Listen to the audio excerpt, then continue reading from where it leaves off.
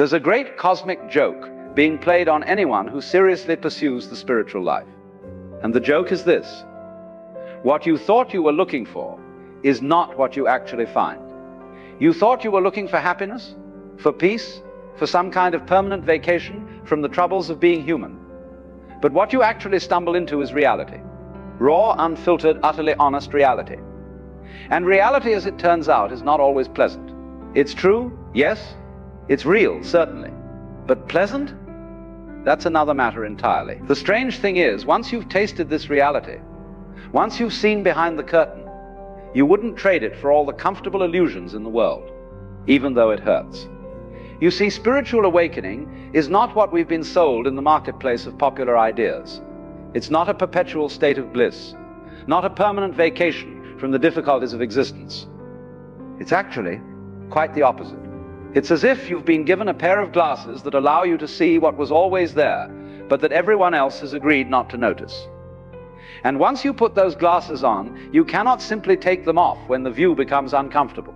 This is the great cosmic joke of awakening. You've become like someone who has developed perfect pitch in a world where everyone else is tone deaf. The discord that was always there now rings in your ears with perfect clarity. Let me share with you 7 pains that accompany this awakening. Not to discourage you, mind you, but to let you know that if you're experiencing these things, you're not going mad. You're not broken. You're simply awake in a world that is still largely dreaming. The first pain is the agony of seeing through the games. You begin to notice that almost everything people do, almost everything society celebrates, is theater. The businessman in his suit, the professor with his degrees, the mother with her perfect family. They are all playing roles, and you see it. You see the mask, the costume, the script they're following. This wouldn't be painful except for one thing. They don't see it themselves. Imagine watching a movie where all the actors have forgotten their acting. They've become so absorbed in their characters that they think the drama on screen is reality itself. And you're sitting there, seeing the cameras, the lighting, the director calling the seance. You want to tell them, look, you're playing a part. This isn't who you really are. But they cannot hear you. They're too busy defending their role, protecting their character, making sure their performance is convincing. This creates a peculiar kind of loneliness. You're surrounded by people, but you cannot quite connect with them in the old way anymore. The conversations that once engaged you now feel hollow. The concern for its once seemed important now appear trivial, not because you've become superior, mind you, but because you've seen behind the curtain, and once you've seen, you cannot unsee. The second pain is the collapse of your old identity. Before awakening, you knew who you were. You had your story, your biography, your sense of self. I am this kind of person. I come from that kind of background. I have these qualities, these flaws, these aspirations. It was a comfortable prison, this identity. It gave you a sense of stability, of knowing your place in the world. But awakening dissolves all of this. You begin to realize that this you've been defending all these years, this character you've been playing, is just another role. It's a collection of memories, habits, preferences, but it's not a solid thing. It's more like a pattern in water, a whirlpool that appears to have form, but is actually just the river doing something for a moment. This realization can be terrifying. If I'm not this personality, if I'm not this story, then what am I? The ground beneath your feet disappears. You lose the handrails you've been gripping. Everything that gave you a sense of being somebody dissolves, and you're left in a kind of groundless void. This is what the mystics call the dark night of the soul, and it's as painful as it sounds. The third pain is watching everyone around you suffer unnecessarily, and you cannot fix it for them. You see your friends worrying about things that don't matter, chasing things that won't fulfill them, defending positions that only create more pain. You see them trapped in their own minds, imprisoned by their own thoughts, and your heart breaks for them. The painful part is not their suffering itself. Suffering is part of life, part of the dance. The painful part is seeing that it's unnecessary suffering. Like watching someone beat their head against a wall, convinced that if they just hit it hard enough, the wall will give them what they want. You want to say, stop, just stop. The wall isn't your enemy, you're creating your own pain. But they cannot hear this. They're too busy hitting the wall. And so you watch. You watch people destroy relationships because they cannot let go of being right. You watch them exhaust themselves chasing success that will never satisfy them. You watch them build walls around their hearts to protect themselves from the very love they desperately need. And you feel helpless because you know that until they're ready to wake up, nothing you say will reach them. The fourth pain is the burden of responsibility. Once you see clearly, once you understand how the game works, you can no longer play unconsciously. Every action you take, every word you speak, you're aware of its effects. You see the ripples spreading out from everything you do. This awareness is both a gift and a weight. Before awakening, you could excuse your behavior. I was angry. I didn't mean it. I wasn't thinking. But now you see that you're always choosing. Even your automatic reactions are choices that you've made so many times they've become habitual. You see that you're creating your experience moment by moment, and this means you can no longer blame anyone else for your suffering. This is liberation, yes, but it's also terribly demanding. You cannot coast anymore. You cannot sleepwalk through your life. Every moment requires presence, attention, choice. It's exhausting in a way that people who are still asleep cannot understand. They think awakening means you've figured everything out, that you're now floating above the troubles of ordinary existence. But actually, you're more present to those troubles than ever before. You just relate to them differently. The fifth pain is the death of your dreams. Not all your dreams, mind you, but the dreams that were built on illusion. The dream of becoming somebody special, of finally arriving at a place where you'll be complete, of achieving something that will make you worthy. These dreams, which have driven you for so long, begin to crumble. You see that the self that wants to become enlightened is the very obstacle to enlightenment.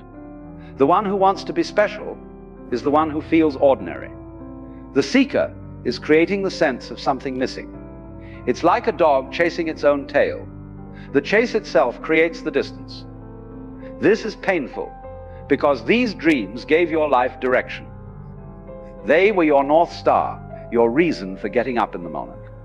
And now they're revealed as fantasies, games you were playing with yourself. What do you do when the very structure of your motivation collapses? When the question, what's it all for, no longer has an answer that satisfies you? The sixth pain is the collapse of certainty. Before awakening, you might have been certain about many things. This is right, that is wrong. This is true, that is false. Life is this way, not that way. These certainties gave you solid ground to stand on. They made you feel safe, confident, oriented. But awakening reveals that reality is far more fluid, far more mysterious than your concepts about it. The more you see, the less you can honestly say you know.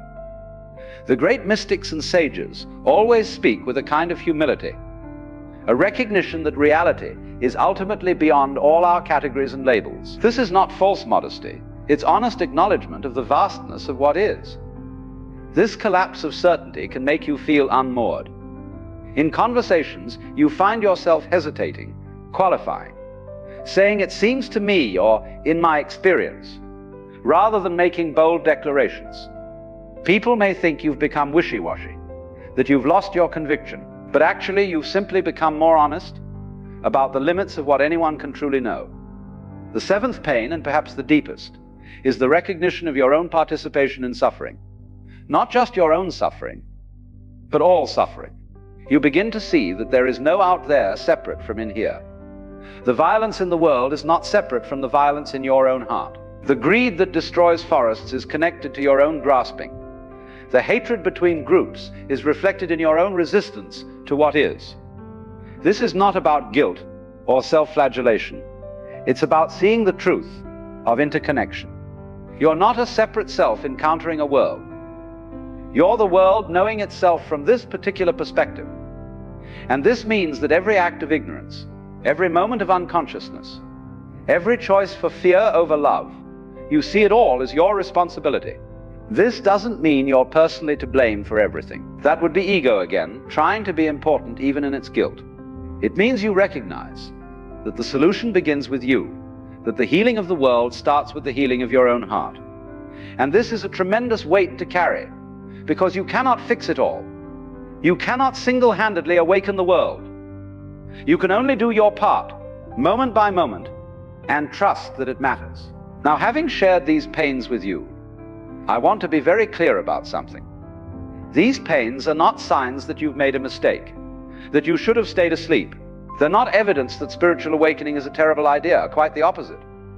These pains are growing pains. They're the discomfort of a butterfly breaking out of its cocoon, of a seed cracking open to become a tree.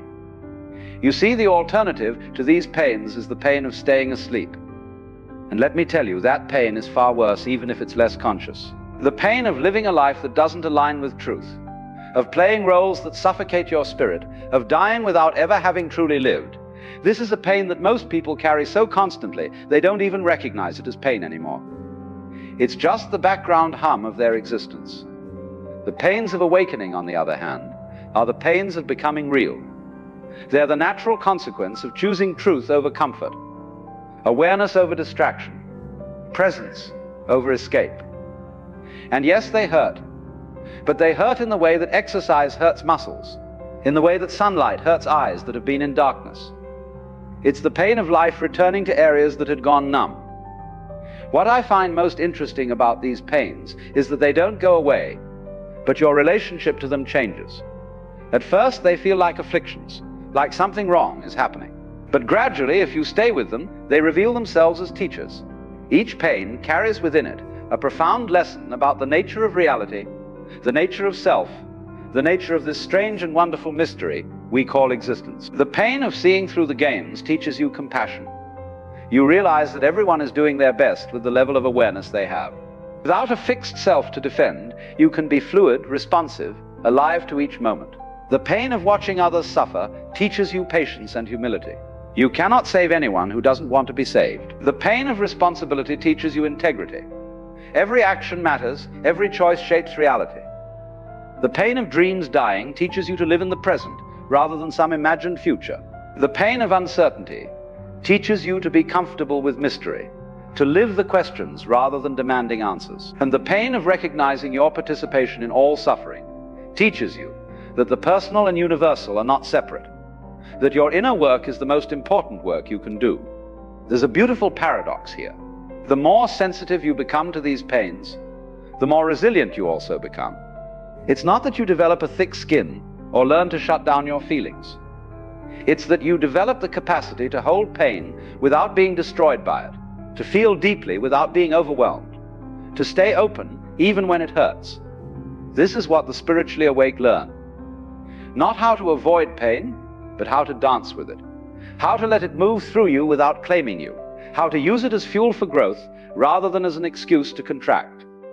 Pain becomes a kind of music, not always pleasant, but always part of the song. And here's what nobody tells you about spiritual awakening. Eventually, these pains begin to feel almost sweet, not because you're a masochist, but because you recognize them as the price of being fully alive. You wouldn't trade your awareness for the comfortable inconsciousness you once had. The pains are worth it because they come packaged with something else, a sense of being real, of being authentic, of being in direct contact with life rather than living through layers of protection and pretense. You begin to see that these pains are actually signs of aliveness. Only dead things feel nothing. Only those who are truly living feel the full range of human experience, including its difficulties. And there's a strange joy that comes with this recognition. Yes, it hurts to be awake, but my God, it's better than being asleep. The spiritually awake walk a curious path. They're more vulnerable and more resilient at the same time. They feel more deeply and are less disturbed by their feelings. They see the illusions and still participate in the dance. They recognize the game and still play with full engagement. This is the art of living awake. To be in the world but not of it. To feel everything but cling to nothing. To care deeply but hold lightly. So if you're experiencing these pains, welcome. Welcome to the club of those who have chosen to wake up. It's not an easy club to be part of, but it's an honest one. We don't pretend life is something it's not. We don't sugarcoat reality. We see it as it is, and we love it anyway. We feel the pain of existence, and we embrace it as part of the mystery. Remember, you cannot go back to sleep on purpose. Once awakening begins, it continues whether you like it or not. But you can resist it, and that resistance creates even more suffering. or you can surrender to it, let it take you where it wants to go, let it teach you what it wants to teach. The pains will be there either way, but in surrender, they become pathways rather than obstacles. And here's the final secret I'll share with you. On the other side of these pains, or rather in the heart of them, there is something that cannot be touched by pain. There is an awareness that witnesses all experience, but is not damaged by any experience. There is a peace that exists not because everything is peaceful, but because it's not dependent on circumstances at all. This is what the spiritually awake eventually discover, not an escape from pain, but a dimension of being that is prior to pain. Not the absence of suffering, but the presence of something that cannot suffer even while suffering is happening. This is the ultimate paradox. The pains are real, and yet they're happening to no one. They're experienced fully, and yet they're not a problem. This might sound like philosophical nonsense to you right now, especially if you're in the middle of one of these pains. That's fine. You'll understand it when you understand it. For now, just know that what you're experiencing is natural, that it's part of the path, that countless others have walked this way before you. The spiritually awake are not superhuman. They're simply awake. And being awake means feeling everything, seeing everything, being present to the full catastrophe of human existence.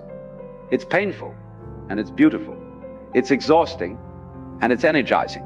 It's the death of who you thought you were, and the birth of who you actually are. So carry your pains lightly.